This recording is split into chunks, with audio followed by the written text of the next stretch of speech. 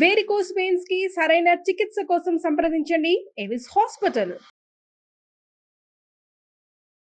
నమస్తే రమ్మగారు. నమస్తే జయ.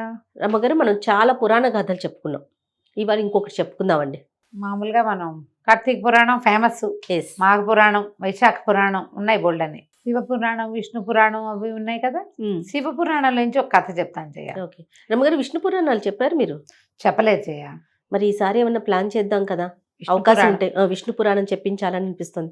ఎందుకంటే కార్తీక పురాణం అంటే నాకైతే రమ్మగారే గుర్తొస్తారు. కార్తీక పురాణం రమ్మగారు, అట్లా విష్ణు పురాణం కూడా మనం అందించే ప్రయత్నం చేయొచ్చు కదా, అవకాశం ఉంటుందా? అంటే సరే, మనం ధనుర్మాసం వస్తుంది కదా మనకి. కార్తీకం అయ్యాక 15 రోజులు అటు ఇటుగా ఇంచుమించుగా 10-15 రోజులకి స్టార్ట్ అవుతుంది. మరి ధనుర్మాసంలో అందరూ పాసురాలు వింటారు కదా. అవునండి, పాసురాలు చెప్తారు. అవును, మనం పాసురాలు చెప్పకుండా విష్ణు పురాణం, విష్ణు గాథలే కదా. పాసురం కూడా, పాసురాలన్నీ విష్ణువుని కొల్చేవే. అవును, ప్రయత్నం చేద్దాం తప్పకుండా. ఆ 30 రోజులు, ధనుర్మాసం 30 రోజులు విష్ణు పురాణం అందించే ప్రయత్నం చేద్దాం. అసలు అంతకన్నా, ఎందుకంటే కార్తీక మాసం అంతా 30, ప్రతి రోజుకి ఒకటి చొప్పున మనము కార్తీక పురాణాలు వింటున్నాం కదా. అవును, అలానే ధనుర్మాసంలో ప్రతిరోజు వచ్చేలాగా మాసం అంతా కూడా. ఒక సంవత్సరం భాగవతం చెప్పుకున్నాము. అవును, భాగవతం వేస్తూనే ఉంటారు మన వాళ్ళు. కుదిరితే మనం విష్ణు పురాణం మాత్రం ట్రై చేద్దాం రమ్మగారు. కాస్త మా కోసం ప్రయత్నం చేయండి, చూద్దాం. శివ పురాణం నుంచి ఒక కథ చెప్పుకుందాం, నారద గర్భభంగం. ఈ శివపురాణం అంతా మనకు ఎలా కనపడుతుందంటే, మార్కండేయ మహర్షి, మార్కండేయులు అంటే శివుడు, ఆయన్ని చిరంజీవిని చేశాడు. పరమేశ్వరుడే మార్కండేయ మహర్షిని చిరంజీవిని చేశాడు. ఆయన ఇప్పటికీ జీవించే ఉన్నారని చెప్తాం. అయితే ఈ మార్కండేయులు ఒకసారి పరమేశ్వరుడి దగ్గరికి వెళ్ళి, పరమేశ్వర నీ లీలలు తెలుసుకోవాలని ఉంది, శివలీలలు తెలియజేయమని అడిగారు. అడిగితే శివుడు అన్నట్ట, నందీశ్వరుడు బాగా చెప్తాడు, నువ్వు నందీశ్వరుడిని అడుగు, అతని దగ్గర నుంచి తెలుసుకోమన్నారు. మార్కండేయులు వెళ్ళి నందీశ్వరుల వారిని సేవించారు. సేవించి నాకు శివలీలలు చెప్పమంటే సరేనని మొత్తం శివపురాణం అంతా నందీశ్వరుడు సెలవిచ్చినట్టు మార్కండేయుడు వింటున్నట్టు ఉంటుంది. నందీశ్వరుడు సెలవు ఇవ్వగా మార్కండేయులు ఇలా విన్నారు అని సూత మహాముని శౌనకాది మునులకు చెప్పినట్టు కనపడుతుంది. కార్తీక పురాణం కూడా అంతే. మనకి భారతదేశము వినయ సంపన్నమైన దేశంగా ఉండటానికి ప్రధానమైన కారణం వినడమే చేయాలి. ఒకరి దగ్గర నుంచి మరొకరికి వింటాం. ఆ వినడం వల్లే మనకి పురాతనమైనవి కూడా శాస్త్రాలు పోకుండా వచ్చాయి, పురాణాలు పోకుండా వచ్చాయి. మనకంటే 5000 సంవత్సరాలు ముందు జరిగిన మహాభారత గాథలో చిన్న చిన్న చిన్న చిన్న ధర్మ సూక్ష్మాలు కూడా మనం మిస్ అవ్వల. ఎక్కడ వినడమే కదా రమ్మగారు, వినడం వల్లే. ఇదంతా ఒకళ్ళు రెండో వాళ్ళకి చెప్పడం వల్ల, అది ఇంపార్టెంట్ కదా. మరి ఇప్పుడు కాలం ఏమొచ్చిందంటే వినడం మానేసాం మనం. ఎప్పుడైతే వినడం మానేసామో, వినడానికి కావాల్సిన వినయం మన దగ్గర లోపించేసింది. ప్రతిదీ నేనే తెలుసుకోవటం, నాకే తెలుసు అనుకోవటం, అది వేరే కథ. నా అంతటి నేను తెలుసుకుంటాను అంతే తప్ప ఒకళ్ళు చెబితే తెలుసుకుందామనే ధోరణి తగ్గిపోయింది. విద్యా విధానంలోనూ పోయింది, జీవన విధానంలోనూ తగ్గిపోయింది. వినదలుచుకుంటే ఎవరు చెప్పాలో వాళ్ళ దగ్గర వింటాం మానేసి నాకు నచ్చిన వాళ్ళ దగ్గరే నేను వింటానంటాం మొదలుపెట్టారు. అది కూడా తప్పే. ఏదో ఒకటి వింటున్నారు కదా అంటాం కాదమ్మా, మన్నీ వింటున్నారు. నేను ఎందుకో దానికి పూర్తిగా సంతోషపడిన చేయ, నన్ను వింటున్నారని. వీళ్ళకి ప్రతి వాళ్ళకి ఎవరు చెప్పాలమ్మా? వాళ్ళ ఇంట్లో ప్రధానమైంది వీళ్ళు ఎక్కడ పుట్టారు, ఎక్కడ చదువుకున్నారు, ఎక్కడ పెరిగారు, అది కదా వినాలి. చెప్పు, నువ్వు ఒక నది పక్కన నిలబడి గంగానది గలగలలు వింటాననొచ్చా? అది గంగానది పవిత్రమైంది, అద్భుతమైంది, నేను ఒప్పుకుంటా. ఇది విన్నాక కాదు అక్కడికి వెళ్ళేది. అంతే, ఇది వినకుండా అక్కడికి వెళ్తామంటే ఎట్లా చెప్పు? అవునవును. ఈ ప్రవచనకర్తలు అందరూ ఇప్పుడు పెద్దవాళ్ళు ఉన్నాయి. నన్ను ప్రవచనకర్తను అనకుండా నేను కథకురాలుగా ఉండటమే నాకు ఇష్టం. కానీ ఎంతమంది ఉన్నారు, వాళ్ళందరికీ అంత గొప్పతనం ఎలా వచ్చింది? వినేవాళ్ళ వల్లే. వినేవాళ్ళందరూ కూడా అసలు ఇది వినడం మానేసి గుడి గంటలనే వింటున్నారు. ఏమిటో అంత బాగా లేదు అనిపిస్తుంది నాకు. మంచిదే, ఇది కాదని కాదు, కానీ ఇంకా మంచిగా ఉండేదేమో అనిపిస్తుంది. ఏమో. అయితే ఈ సూత మహాముని శౌనకాది మునులకి చెప్పారు. ఈ కథలో ఏం చెప్పబడింది? ఒక కథ, నారద గర్భభంగం. ఒకానొకప్పుడట నారద మహర్షి పరమేశ్వరుడి కోసం తపస్సు చేశాడట. ఆయన ఎందుకు చేస్తాడు, ఆయన విష్ణు భక్తుడు కదా అని ప్రశ్న వస్తుంది. విష్ణు భక్తుడైనా అసలు ఆయన శివభక్తుడుగా శ్వాసే ఉండవలసింది. నారాయణ కదా రమ్మగారు. అవును, ఇదంట చూడండి, పరమేశ్వరుడి ఉచ్ఛ్వాస నిశ్వాసాలే విశ్వాసాలన్నీ కూడా నారాయణ నారాయణ మంత్రం. మంత్రం. కాబట్టి పరమేశ్వర అనుగ్రహం కోసం, పరమేశ్వరుని కూడా తెలుసుకోవటం కోసం నారద మహర్షి చాలా తపస్సు చేశారు. ఆ, ఎంత తపస్సో చేస్తే ఈయనటి ఇంత తపస్సు చేసేస్తున్నాడు, ఇంతంత తపస్సు చేస్తే ఇంద్ర పదవి పోతుందని ఇంద్రుడు అప్సరావు గణాన్ని బోల్డంత మందిని పంపించాడు. ఆయన తపస్సు భంగం చేయడానికి శత విధాల ప్రయత్నం చేశారు. ఇలా జరిగిందా అంటే పురాణంలో ఉంది, చెప్పుకుంటున్నాం అంతే మనం. అయితే ఈ అప్సరావు గణం అంతా వచ్చింది, నాట్యాలు చేశారు, వయ్యారాలు చిలికిచ్చారు, ఒబ్బో ఏమిటో చాలా చేశారు. ఏం చేసినా నారద మహర్షి చెల్లించలేదు. ఇంద్రుడు పరిగెత్తుకుంటూ వెళ్ళి పరమేశ్వరుడి దగ్గరికి వెళ్ళాడు. అయ్యా, నారద మహర్షి చెల్లించలేదు, ఆయన తీవ్రమైన తపస్సు చేస్తున్నాడు, నా పదవికి భంగం వస్తుందని నాకు భయంగా ఉంది, ఏం చేయమంటావంటే ఆయన పరమేశ్వరుడు అన్నాడు, అయ్యా నువ్వు భయంగపెట్టద్దు, అతను ఇంద్ర పదవి కోసం చేయటల్లా నా అనుగ్రహం కోసమే చేస్తున్నాడు, నన్ను తెలుసుకోవడం కోసమే. నన్ను తెలుసుకున్నాక తపస్సు విరమిస్తాడు, అతని కోరికలు ఏం లేవు, నేను కనపడమే కోరిక, నువ్వు కంగారు పడదంటే ఇంద్రుడు విరమించుకున్నాడు. ఈ తపస్సు చేస్తున్న నారదుడికి వీళ్ళంతా వచ్చారు, వయ్యారాలు ఒలికిచ్చారు, నేను వీళ్ళకి లొంగలేదు అని తెలుసు. ఈ లోపల పరమేశ్వరుడు ప్రత్యక్షమే అయ్యాడు. అయ్యి ఆయన అనుగ్రహించాడు, జ్ఞానివిగా ఉండమని అనుగ్రహించాడు. జ్ఞానయ్యాడు, పరమేశ్వరుని ప్రత్యక్షం చేసుకున్నాడు. కానీ నారద మహామునికి ఏమనిపించింది, మాయ ఇది, ఏది శివమాయ. శివుడి కోసం తపస్సు చేస్తుంటే వీళ్ళంతా వచ్చారు అంటే శివమాయ, దానికి నేను లొంగలేదు అంటే నేను మాయని జయించాను. పరమేశ్వరుడితో చెప్పాడు, నేను మాయని జయించాను ప్రభు అన్నాడు. పరమేశ్వరుడు అన్నాడు,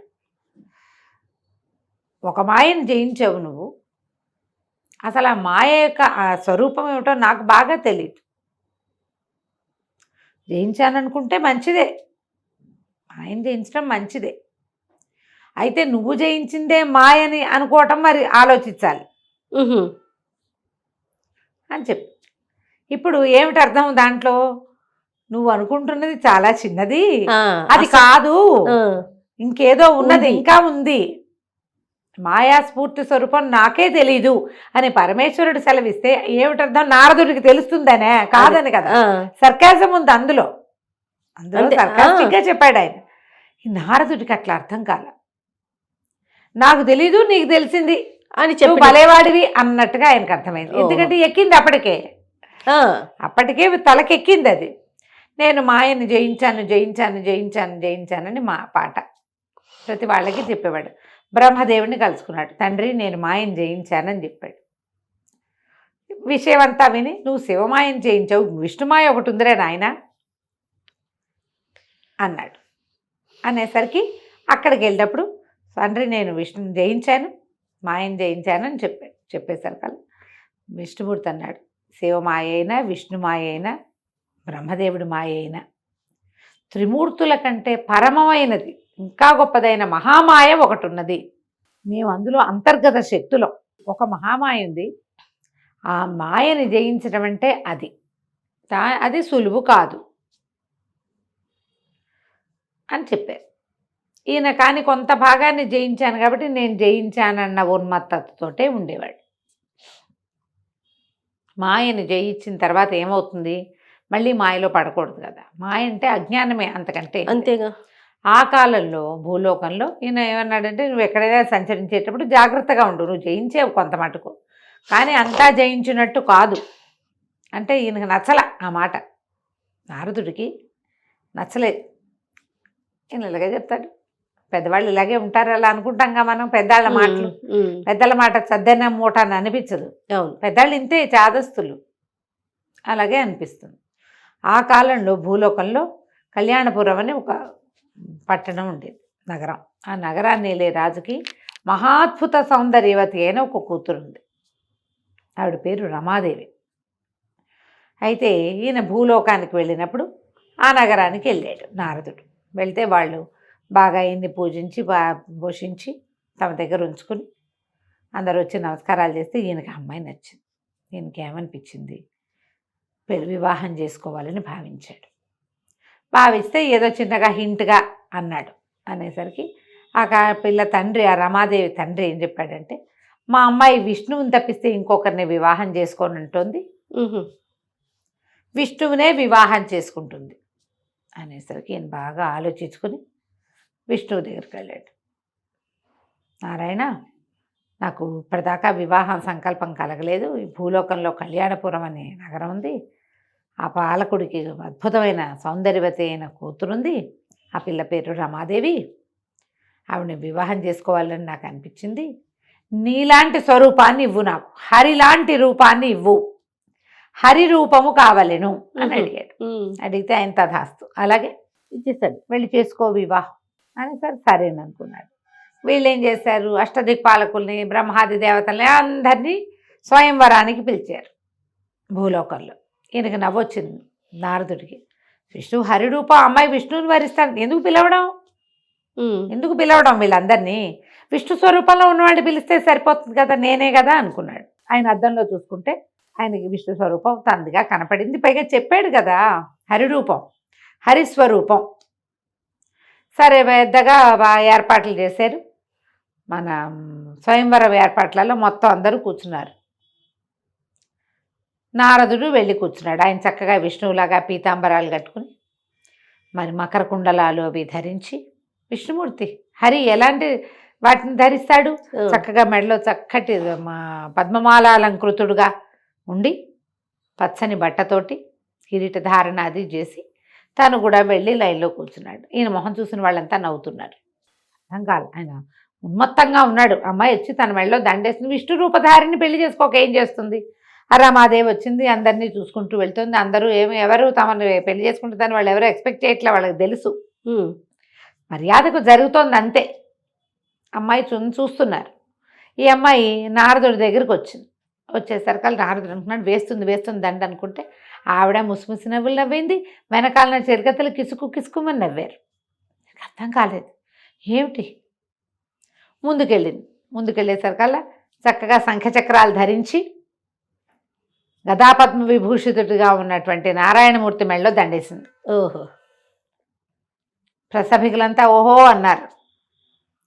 మరి శ్రీమన్నారాయణని వరించిందంటే సాక్షాత్ లక్ష్మి, అంతే, పేరు కూడా రమాదేవి. అందరూ సంతోషించారు. నారదుడికి పిచ్చి కోపం వచ్చేసింది. పెళ్లి వేడుకలు మొదలైపోయినాయి, వివాహం అయిపోయింది. ఆయన ఆవిడని తీసుకుని వెళ్ళిపోయేసరికి వాళ్ళ వెనకాలే వెళ్ళేసరికి విష్ణువుని తోలునాడేశాడు. తోలునాడి, ఇట్లా అంటావా, ఇలా చేసావా, నువ్వు నన్ను పెళ్లి చేసుకోవాల్సింది పోయి నిన్ను చేసుకుంది, నేను నీలాగానే ఉన్నాను కదా అంటే, ఈయన ఒక అద్దం తెప్పించి చూపించాడు. నారదుడు పద్మమాలాలంకృతుడుగా ఉన్నాడు, పీతాంబరధారిగా ఉన్నాడు, మకర కుండలాదులు శంఖచక్రాదులు ధరించాడు. మొహం కోతి మొహం. హరి అంటే కోతి. హరికి వేరే అర్థాలు ఉన్నాయి. నువ్వేమో అడిగావు, హరిముఖం కావాలని అడిగావు. విష్ణుమాయ అది, జయింపరానిది అది. నారదుడు చాలా సిగ్గుపడిపోయాడు. అందుకే వాళ్ళందరూ నవ్వారు. వాళ్ళందరూ ఎందుకు నవ్వారు, ఆవిడ ఎందుకు నవ్విందో, తను ఎంత అజ్ఞానంలో అర్థం చూసుకునేసరికి ఆయనకి ఆ కోతి మొహంలో తనకి జ్ఞాన శూన్యత కనపడింది. భగవంతుడి గురించి నాకు తెలుసు అనుకోవటం ఏమిటి, శివమాయను జయించటం ఏమిటి, నేను విష్ణుమాయను జయించటం ఏమిటి? విష్ణువుని వరించింది విష్ణు రూపాన్ని కాదు వరించింది, విష్ణు తత్వాన్ని వరిస్తారు. ఇప్పుడు మన శంఖచక్రధారిగా ఉన్న భగవంతుడి స్వరూపం చూస్తే ఆ స్వరూప ప్రేమ కాదు, స్వభావ ప్రేమ. అది విష్ణు తత్వం మీద ప్రేమ. ప్రపంచాన్ని వ్యాపకశీలుడైనటువంటి విష్ణువు ప్రపంచమంతా నిండి ఉన్న భగవంతుడి మీద ప్రేమ. పుట్టిగా శంఖచక్రాలు ధరించిన స్వరూపం మీద కాదు కదా. అవును, స్వరూపం కావాలనుకోవడం ఎంత పొరపాటు. పరి విధాల భగవంతుడి కాళ్ళ మీద పడి వేడుకున్నాడు, నా జ్ఞానాన్ని మన్నించు, సాక్షాత్ లక్ష్మి స్వరూపాన్ని వివాహం చేసుకోవాలనుకోవటం ఏమిటి? ఇదే అజ్ఞానాన్ని మనం రావణాసురుడి దగ్గర కూడా చూస్తాం. అవును, మాయ కమ్మిన వాడు చేసే పని అది. మాయే, అంతకంటే ఏమిటి? విష్ణు మాయ జయింపరానిది మాయ, ఎవ్వరి వల్ల కాదు, అందులో నుంచి బయటపడలేం. మన్నట్లా వ్యామోహింప చేసేస్తుంది. అప్పుడు మళ్ళీ నారదుడు తన గర్వం భంగమై నేను చేసిన తపస్సు వల్ల నాకు మాయం జయించే శక్తి వచ్చిందని నమ్మకంతో ఈ ప్రవర్తన చేశాడు. జయింపరానిది అయితే విష్ణువుని ఆయన శపించాడు. నువ్వు కూడా నాలాగే భార్యకి దూరం అయ్యి, ఇప్పుడు అమ్మాయి పెళ్లి చేసుకుందాం అనుకున్నా, అది దూరం అయిపోయాను కదా, భార్యకు దూరం అయ్యి కోతుల సహాయంతో పెళ్ళాన్ని దక్కించుకుంటావు, నాకు కోతి మొహాన్ని చేసావు కాబట్టి. ఓహో, అందుకనే అందుకనే అయితే ఇప్పుడు విష్ణువు ఏం చెప్పాడంటే ఆయన నవ్వుతూ, చూసావా నువ్వు మాయలో ఎలా పడ్డావు, పర్వాలా నేను ఎట్లాగూ దశావతారాలు ఎత్తితే రామావతారంలో ఇదే జరుగుతుంది, వానర సహాయమే కదా. నువ్వు నన్ను శపించినా కూడా నేను నీకు వరం ఇస్తాను, నువ్వు కోపి ధూర్తుడివైనా కలహభోజనుడు అని పేరుతోటి త్రిలోక సంచారము చేసి లోకక్షేమం కోసం నువ్వు ప్రవర్తించేటట్టుగా నీకు వరం ఇస్తున్నాను నేను. మాయని జయించడం కష్టం, భగవంతుడు కూడా మాయలో పడతాడు అంతే. అప్పుడప్పుడు భగవన్మాయా అయినా కూడా మానవులేమిటి, మానవుల ఇది భగవన్మాయా తిరోహితంగా ఉంటుంది, మనకేముంటుంది, మన ప్రకాశం, మన తెలివితేటలు ఏం లేవు, మనమంతా ఆ మాయలో పడే తిరుగుతూ ఉంటాం, అంతా నాది నాది నేను నేను నేను అనుకుంటాం. ఎప్పుడు ఆయన లేచక్క వెళ్ళిపోతాడు మనలో ఇంచి, ఏమవుతాం మనం, ఎవరికి పనికి రాకుండా బట్టలో కలిసిపోతాం, అంతే కదా. ఆయన ఉంటేనే కదా. అది తెలుసుకున్నాడు నారదుడు. ఆయన ఒక శాపం వల్లే ఈ రామాయణ గాథ నడిచిందని శివపురాణంలో ఇలాంటి ఒక కథాంశంతో చెప్పబడింది. భగవంతుడు మాత్రం అతన్ని నువ్వు చేసిన తపస్సుకి త్రిలోక సంచారిగా ఉంటావు, నువ్వు లోక కళ్యాణార్థమే, నువ్వు ఏం చేసినా, నువ్వు ఎంత గొడవ చేసినా, ఎంత కిరుకులు పెట్టా, ఒకళ్ళకొకళ్ళకి లింకులు పెట్టినా కూడా అది లోక కళ్యాణార్థమే పరిణమిస్తుంది. ఎట్లా నీకు కోపం వచ్చి నువ్వు ఇచ్చిన శాపం లోక కళ్యాణార్థం పరిణమించిందో అలాగే పరిణమిస్తుంది అని చెప్పి ఆయనకి వరం ఇచ్చాడు. అప్పటి నుంచి నిత్యనారాయణ మంత్రంతో ఉంటాడట నారదుడు. కథ కంచికి మనం ఇంటికి. అద్భుతమైన స్టోరీ. నమస్తే. నమస్తే.